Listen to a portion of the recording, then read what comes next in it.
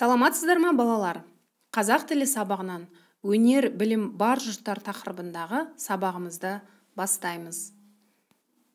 Бүгінгі сабағымыздың мақсаты тыңдалған өлең бойынша сұрақтарға жауап беретін боласыңдар, және де оқылым мәтіні негізінде деректі, дерексіз зат есімдерді тауып, оларды ажыратасыңдар. Ыбырай атамыздың «Өнер білім бар жұрттар» деген өлеңін мұқият тыңдайық. Өнер білім бар жұрттар, тастан сарай салғызды, айшылық алыс жерлерден көзіңді ашып жұмғанша жылдам хабар алғызды. Аты жоқ құр арбаны 1000 шақырым жерлерге күн жарымда барғызды.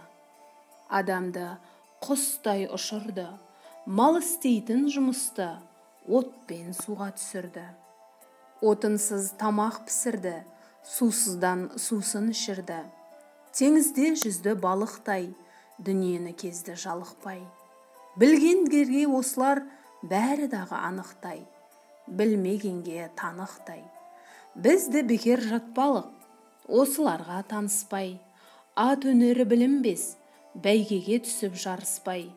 Желкілдеп шыққан көк шөптей, жаңөспірім достарым, қатарын кетті ау алысқай, ұмтылыңыз қалыспай.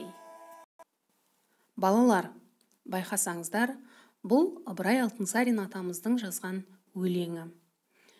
Өлеңде кезінде қиял болған дүниелер қазір қалай жүзеге асқанын байқауға болады. Балалар, олай болса, тыңдалымнан кейінгі мынадай тапсырмаларды орындайық.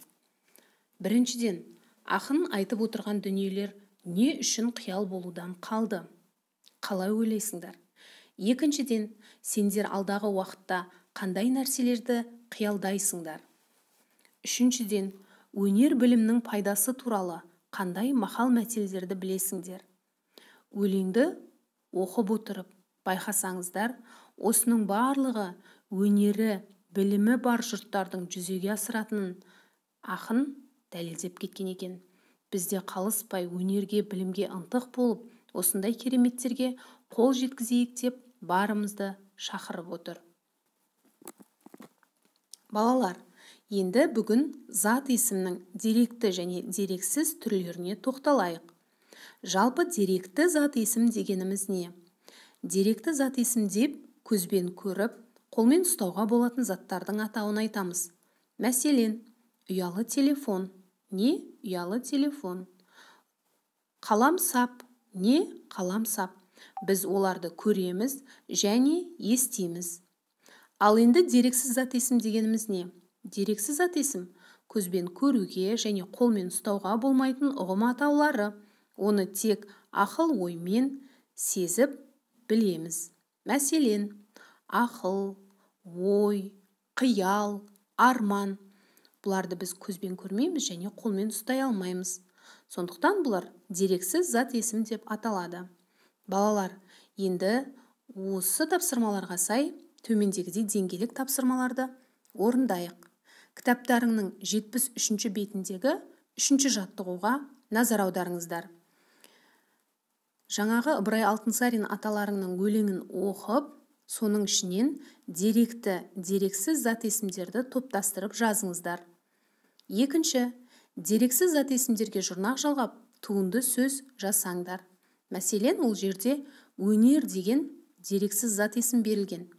Біз соған лі деген жұрнақ жалғап, өнерлі туынды сөз жасадық.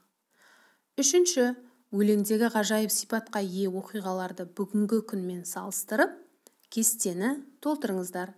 Мәселен, Ыбырай Алтынсарин өлеңінде мынандай жерлер бар. Айшылық алыс жерлерден жылдам хабар алғызды.